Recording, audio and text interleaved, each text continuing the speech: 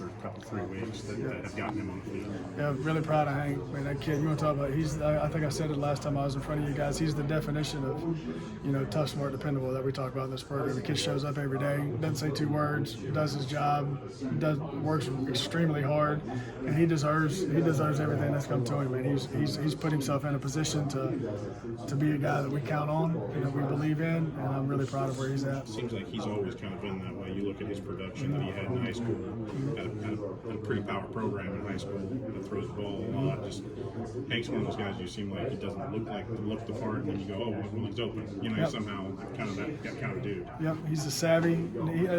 He plays to his strengths. He knows his weaknesses. Incredibly smart. I mean, that guy, he knows his offense better than I do. He helps me half the time.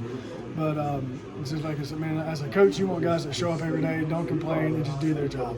And I tell them, listen, if you'll just show up and do that every day, as crazy as it is, I promise you the ball will end up finding you, and it's finding him right now.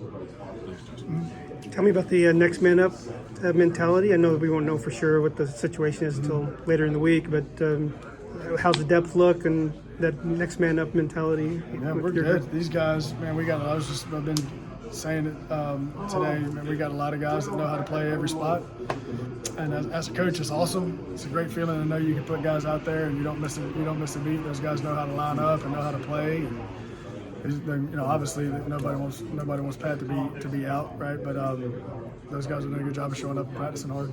Who are some of the guys on the outside that you'd have to lean on if he's not available? Yeah, Malik Elsie, Alex Cooper-Jones, Colin Dixon, Kennard Wilcher can play outside. Those guys have done a good job of working. I mean, heck, those guys know all three spots. They can play anywhere on the field.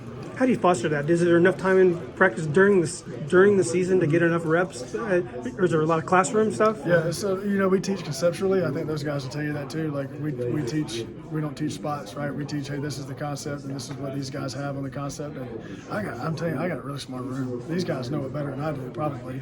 So I mean, they show up, they work, they're smart. It's not perfect all the time, but they do a good job of learning. When you got here in February, you told us you were leaving a very comfortable situation. How do you feel comfort-wise in Champaign? I love it. I mean, I love Coach B. And the things he's done for my wife and I and our kids.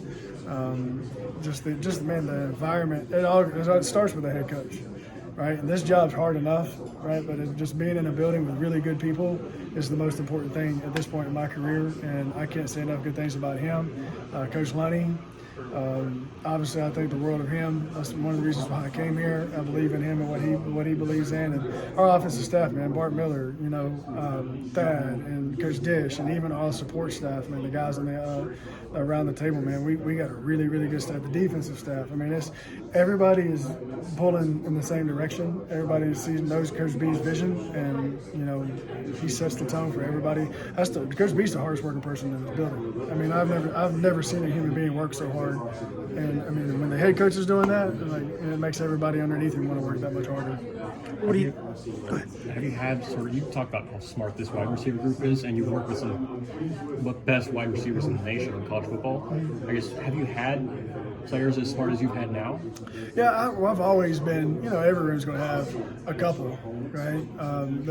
The first rounders that I've coached, the Cortland and Traylon Burks were smart. Mike Woods, who's got drafted by the Browns, smart. James Prochet, who's drafted by the Ravens, smart.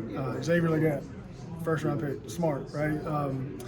But top to bottom, it's impressive. There's no lie. These guys, they could correct me 100 times in a meeting, and it doesn't hurt my feelings because they're all probably smarter than I am. So I tell them all the time, you got to overcome your coaching. So I love that room.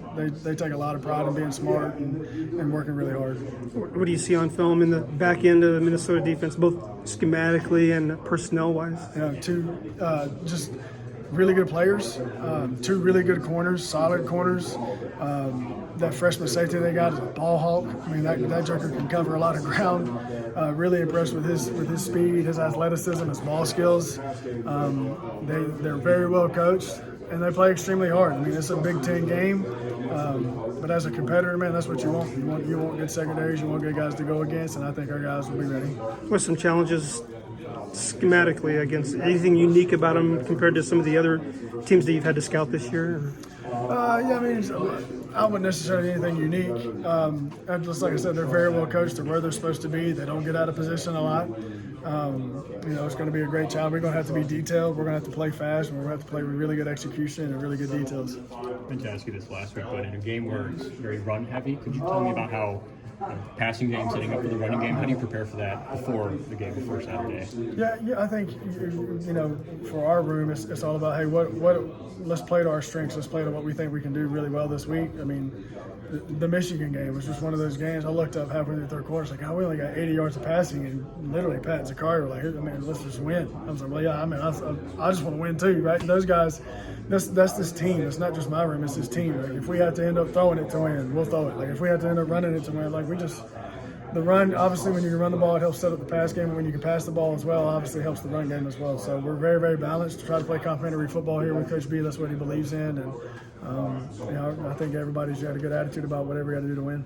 Coach, Lenny mentioned Alex Kepka-Jones as a guy who's practiced well but hasn't really seen the field. He's got to be championing at the bit a little bit to get on the field. What have you seen from him? He is.